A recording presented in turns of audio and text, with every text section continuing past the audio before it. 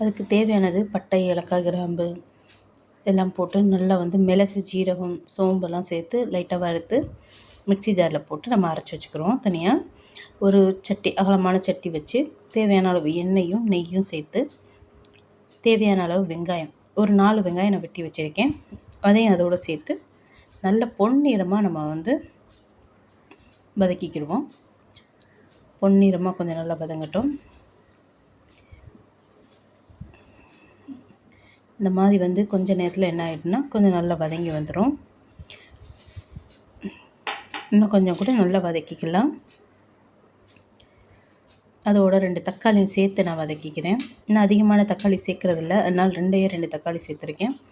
1/2 kilo அரிசின்றனால சரியாக இருக்கும்.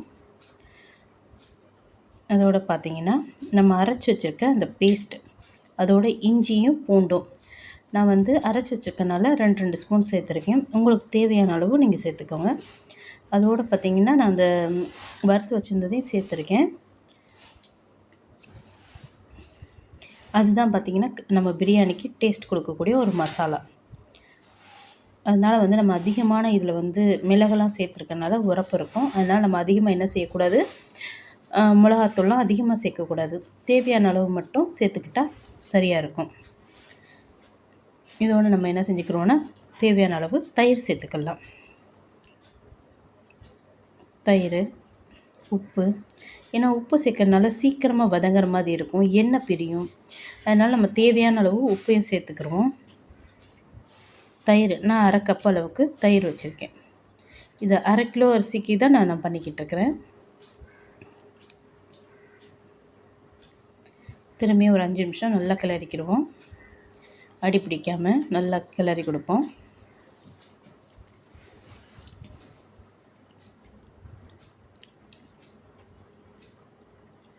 தேவையான அளவு மல்லித்தூள், 2 ஸ்பூன் மல்லித்தூள், 1/2 ஸ்பூன் தான் நான் மிளகாத்தூள் சேர்த்துருக்கேன். நான் முதலே வந்து 1/2 கிலோ கறியை வேக வச்சு வச்சுருந்தேன், மட்டன், அதையும் நான் அதோடு சேர்த்துக்கிறேன். சேர்த்து நல்லா ஒரு கிளறிக்கிடுவோம்.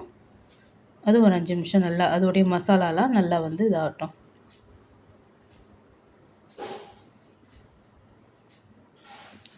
இந்தளவுக்கு எண்ணெய் பிரிஞ்சிருக்கு பாருங்கள்.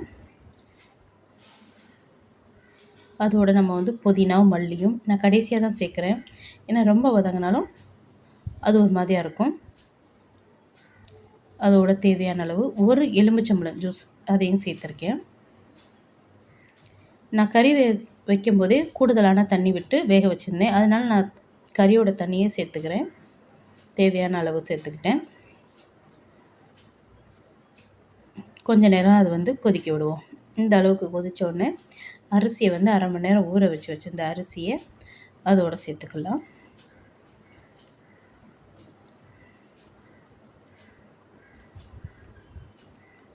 நான் இதில் பார்த்திங்கன்னா அதிகமான எண்ணெயும் சேர்க்கலை. நம்ம வீட்டில் சமைச்சு சாப்பிட்றதுனால போதுமானதாக இருக்கும், நல்ல ருசியும் இருக்கும். நீங்கள் வந்து எப்போயுமே வந்து இந்த அஜினோமோட்டோலாம் சேர்க்காம தேவையான அளவு தயிர் கொஞ்சம் கூடுதலாகவும் 2 சின்ன வெங்காயம் அதிகமாக போட்டு அரைச்சி நீங்கள் போட்டாலே அதோடைய ருசி கூடுதலாக இருக்கும். பாருங்கள், இது ஒரு தடவை மூடி வச்சு நம்ம கிளறி கொடுப்போம். பாருங்கள், தம்க்கு விட்டாச்சு. பிரியாணி எப்படி இருக்குது பாருங்கள், செம்மையாக இருக்குது. சாப்பிட்டு பாருங்கள், நீங்களும் செஞ்சு சாப்பிட்டு